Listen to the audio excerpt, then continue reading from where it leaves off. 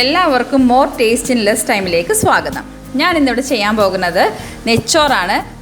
വെള്ളം വറ്റിച്ച് എടുക്കുന്ന നെച്ചോറാണ്. വെള്ളം ഊറ്റി കളയുന്നില്ല ഈ നെച്ചോറിൽ. അപ്പോൾ നമുക്കിത് എങ്ങനെ ചെയ്യുന്നതെന്ന് നോക്കാം. ഇതിനാവശ്യമായ ചേരുവകൾ 2 ഗ്ലാസ് ജീരകശാല അരിയാണ് ഞാനിവിടെ എടുത്തിരിക്കുന്നത്. നിങ്ങൾക്ക് വേണമെങ്കിൽ ബസ്മതി അരിയും എടുക്കാം. അതൊന്ന് കുതിരട്ടെ. ആ അരി 2 ഗ്ലാസ് അരി നല്ലോണം വെള്ളത്തിൽ കുതിർക്കാൻ വെച്ചിട്ടുണ്ട്. 15 മിനിറ്റ് കുതിരട്ടെ. ഇനി ഹോൾ സ്പൈസസ് എടുക്കുക. ഏലം, തക്കോലം, ഗ്രാമ്പു, കറുവാപ്പട്ട, കുരുമുളക് എന്നിവയായിട്ടുള്ള ഹോൾ സ്പൈസസ് എടുക്കുക. 3 ടീസ്പൂൺ അല്ലെങ്കിൽ 4 ടീസ്പൂൺ നെയ്യ് എടുക്കുക.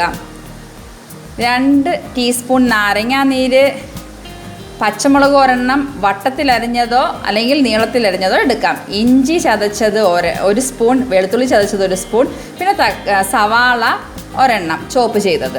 ഇനി നമുക്ക് ഒരു നോൺ സ്റ്റിക്കിൻ്റെ പാത്രം അല്ലെങ്കിൽ ഏത് ചെരുവത്തിലാണോ നിങ്ങൾ യൂസ് ചെയ്യുന്നത് ആ ചെരുവത്തിൽ നമുക്ക് 1.5 സ്പൂൺ നെയ്യിട്ട് ഹോൾ സ്പൈസസ് ഇട്ട് ഇഞ്ചി വെളുത്തുള്ളി ചതച്ചതും ഇട്ടതിന് ശേഷം വറുത്തെടുക്കുക. അതിനുശേഷം മാത്രം സവാളയും പച്ചമുളകും ചേർക്കുക. സവാളയുടെ നിറം മാറിക്കഴിഞ്ഞാൽ നമ്മളുടെ നെച്ചോറിൻ്റെ നിറവും മാറും. അതുകൊണ്ട് സവാളയുടെ നിറം മാറാതെ വഴറ്റുക.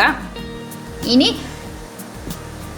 നമുക്ക് വെള്ളം ചേർക്കാനുള്ള സമയമായി. വെള്ളത്തിൻ്റെ അളവെന്ന് പറയുമ്പോൾ 2 ഗ്ലാസ് അരിക്ക് 4 ഗ്ലാസ് വെള്ളം, കറക്റ്റ് ഇരട്ടി വെള്ളമാണ് യൂസ് ചെയ്യേണ്ടത്.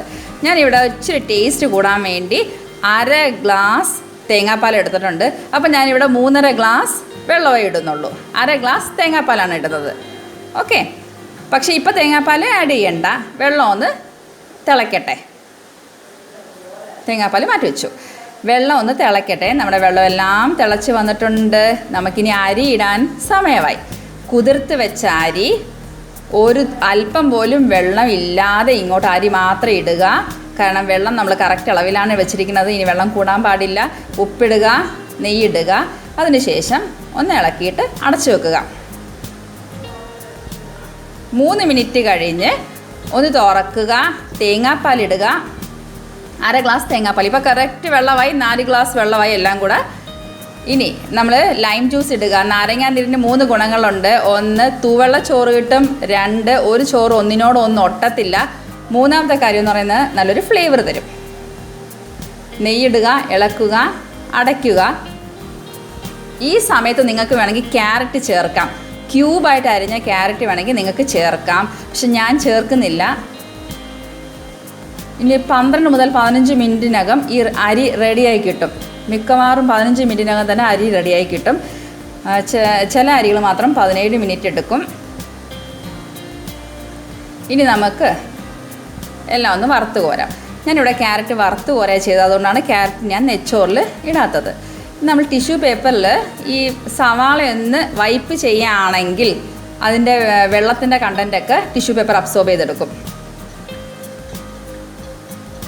കണ്ടോ, ഞാനിവിടെ നീളത്തിലരിഞ്ഞ ക്യാരറ്റ് ഞാനൊന്ന് വറുത്ത് കോരുന്നതുകൊണ്ടാണ് ക്യാരറ്റ് ക്യൂബിൽ അരിഞ്ഞ് ഷേപ്പിൽ അരിഞ്ഞ് ഞാൻ നെച്ചോറിലിടാത്തത്. നിങ്ങൾക്ക് വേണമെങ്കിൽ വേവിക്കുന്ന സമയത്ത് നെച്ചോറിൽ തന്നെ ക്യാരറ്റ് ഇടാവുന്നതാണ്. റൈസിൻസും കാഷ്യൂനട്ട്സും വറുത്ത് കോരുക.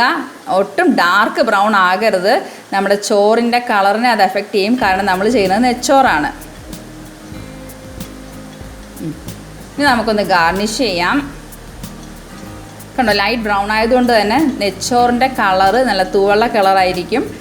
ഈ ഓറഞ്ച് കളറൊക്കെ ഇടയ്ക്ക് വരുമ്പോൾ നല്ല രസമാണ് കാണാനായിട്ട്.